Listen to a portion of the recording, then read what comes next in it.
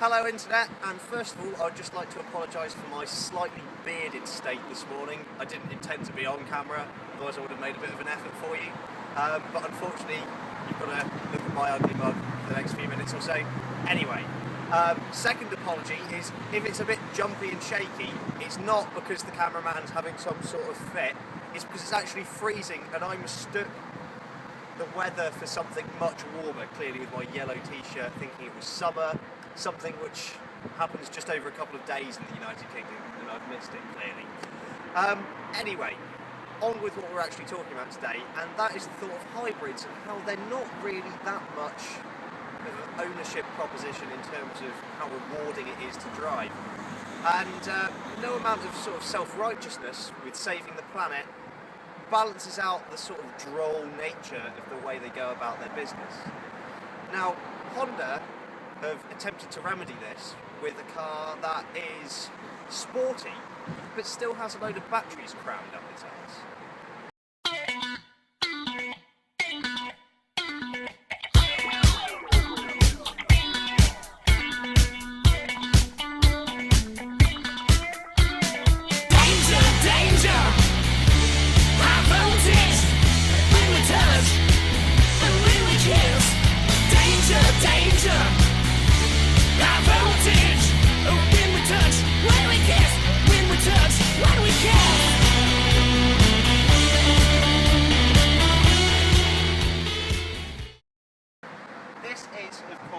Honda's CRZ, and there's no denying that it is a striking piece of equipment to look at.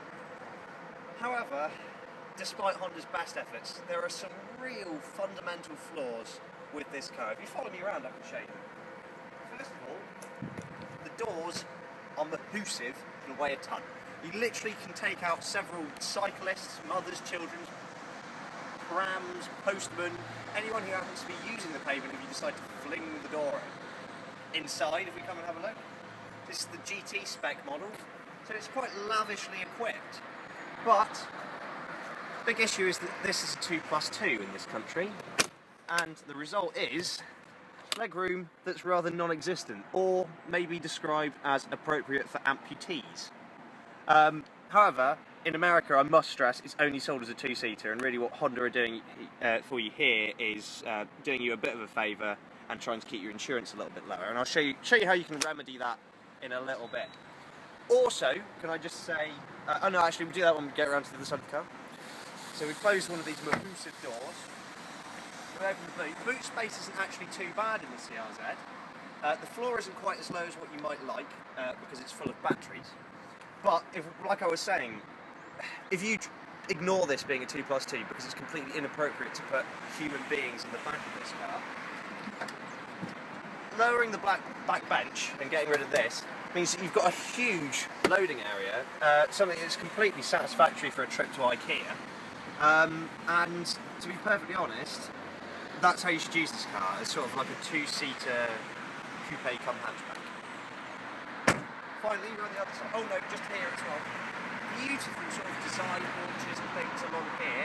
However, it makes the car very wide at the rear, and as a result, a bit of a nightmare to park because this sticks out a bit more at that end, and it's just a bit of a nightmare. Also, this really nice tapered sloping rear end, which means some sort of bread fan arrangement here. I love the design work, but this area here means that when you look in the rearview mirror, it's an absolute nightmare to see anything out of the back. And my other gripes with the car,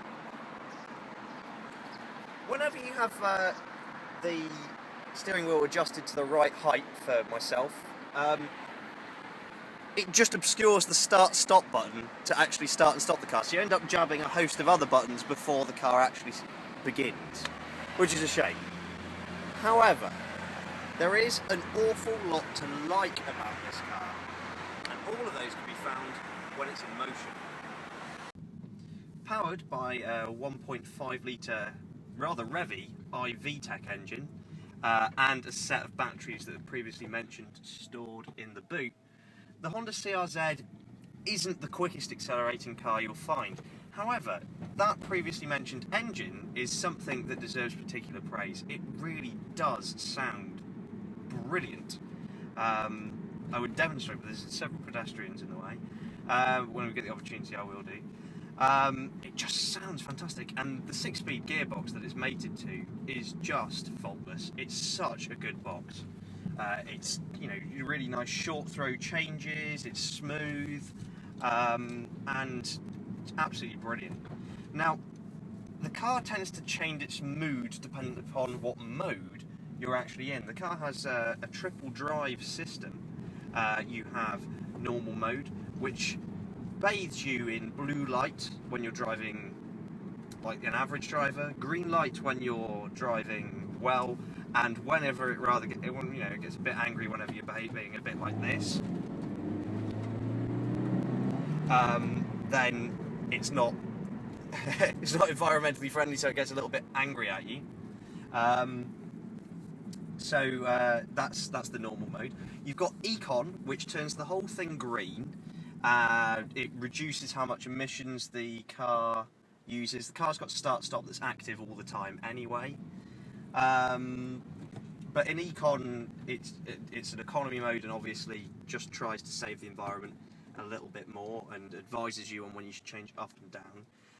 Personally, I find economy to be a bit lacking. It doesn't seem to give you the engine's full power, which leaves it feeling a little bit wheezy around town. However, this car's crowning glory and complete redeeming feature, which makes you ignore all of its frustrating little niggles that would potentially put you off buying it, all come when you put it in sport mode. Now, the whole car firms up, and when you actually put the car in sport mode, you feel a little jolt. And that's because the batteries, instead of saving the environment, are used almost as a turbo, almost. Sort of that it's an extra boost in power on top of the engine's performance. So the engine's going great guns, and then the batteries give it an extra boost of brake horsepower and extra torque as well, which is really, really noticeable. And it firms up the steering, and the whole chassis just feels a bit tauter, and it's just absolutely fantastic. It really brings out the character of this car as quite a cheeky little car, and take it on some really well sorted B roads, and it is just absolutely sublime. It's really involving. There's plenty of feedback coming through the wheel. The brakes are very, very responsive. It's fantastic. It's to the point where I would genuinely go and buy this car with my own money. And a 2-year-old one with, sort of 20,000 miles on it will set you back under £10,000 in today's market, which is an absolute bargain for what this car is. What else do I like? I love the panel. This is the GT spec model, as I said. So it's the start-stop working away there. So we've got panoramic glass roof and a few other toys like heated seats. What else have we got? Cruise control, and just generally a whole load of other features that you'd come to expect in, a high-grade car. And this top spec car, as tested, costs about £20,080, which isn't bad at all. And to be perfectly honest, in sport mode, this car, in comparison to things like the Volkswagen Scirocco, it's not quite as good, but it's still fantastic to drive and a fantastic ownership proposition. However, what you've got to remember is it wears a hybrid badge, which means you shouldn't be comparing it to things like the Volkswagen Scirocco. You should be comparing it to things like the Honda Insight and the Toyota Prius. And in comparison to those, the difference is just night and day. Those two are just big, sluggish, yes, more practical hybrid cars that attempt to save the environment. And though the CRZ does not meet its MPG claims, it can do something no other hybrid can do, and that is just put a smile on your face whilst you drive it. It is absolutely fantastic. I get to test drive an awful lot of cars, and it's very rarely that I say I would go out and buy a car with my own money. But that's exactly what I'll do with this car. I absolutely love the Honda CRZ, and